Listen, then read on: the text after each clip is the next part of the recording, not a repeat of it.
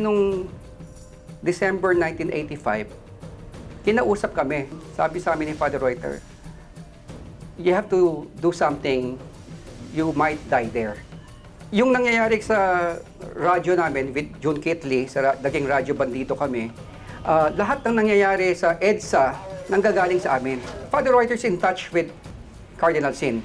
Paulit si Cardinal Sin na open the radio, pumunta kayo sa EDSA, and make sure na magkaroon ng peace sa EDSA. Yung people power kasi ang nakita ko, ano yung pwede mo ibigay mo.